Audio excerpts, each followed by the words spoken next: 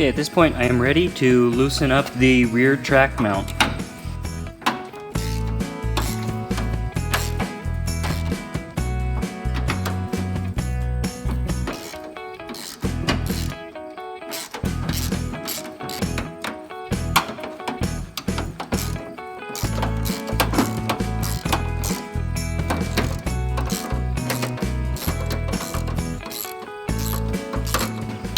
So you can't really see it because my camera doesn't go that low on its tripod, but under the edge here I am loosening off here, I'm going to take the camera down there, as you can see.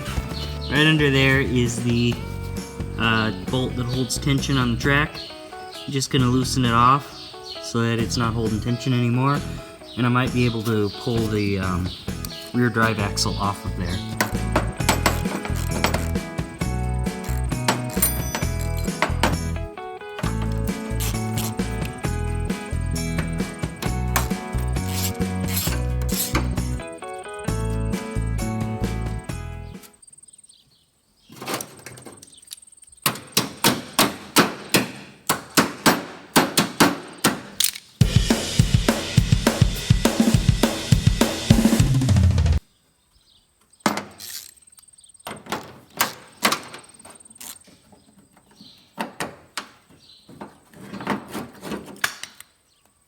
Alright, so that's what it required to get this rear axle off.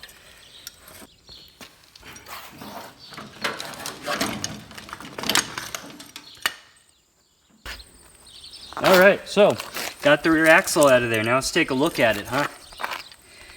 First of all, you'll notice that this oil seal on this side came out. I actually thought this one might have come out too, but it's still on there, fortunately enough. Oil seal's still on this shaft here. There's a lot of spider webs and stuff behind this because it came off. But yeah, I'm gonna be replacing these bearings with sealed bearings so that I don't need this oil seal here anymore.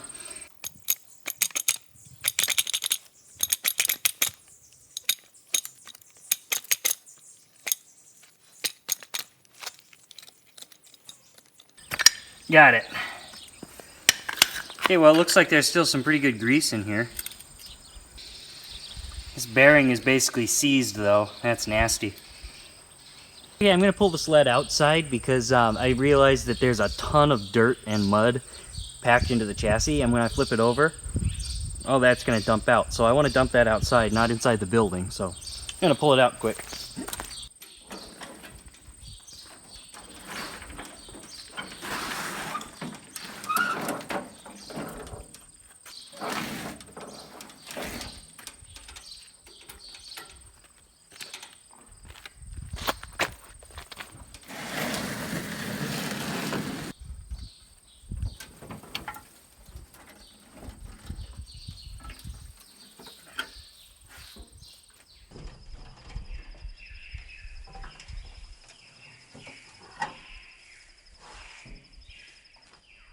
Okay, well, next I'm gonna have to take all those bogey wheels off.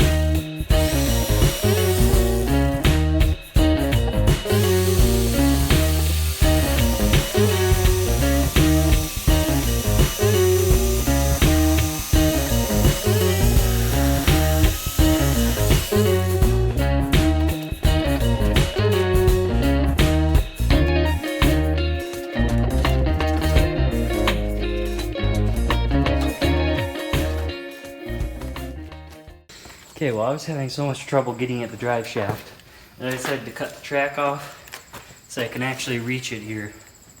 What I gotta try to do is pull the shafts, or pull the bearing out of this bearing cup right here so I can move the shaft upwards into here further. Get the sprocket off of the shaft inside here. That is very stuck and rusted. So let's see if I can pull this out of here.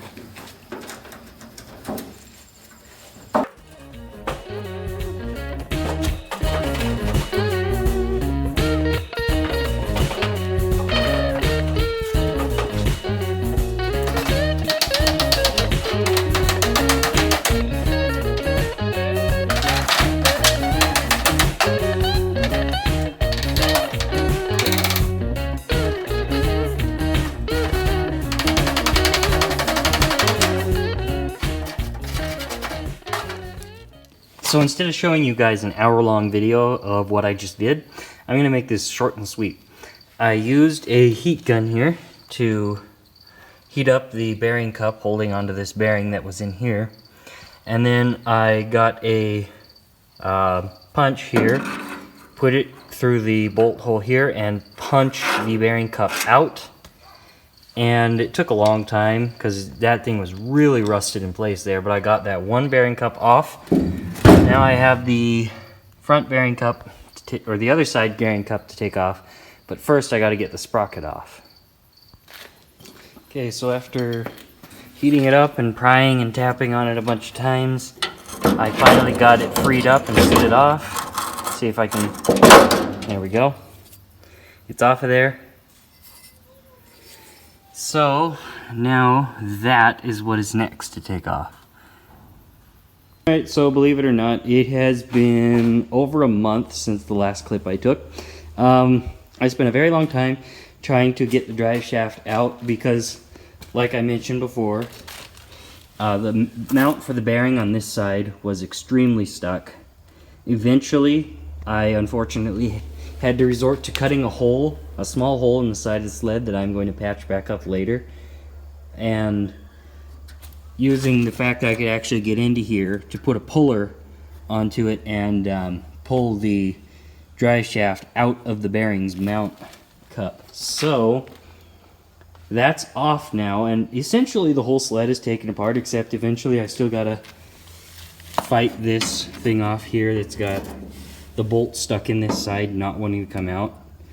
But for the most part it's all taken apart, and I think I'm gonna end this episode here, and I think next time I'm probably gonna either pop this off, or I might do that on camera because it's not too terribly interesting. I'm either gonna have to cut the head off the bolt or heat it up and see if I can break the bolt loose, but either way it's not too interesting, so I might just do that off camera.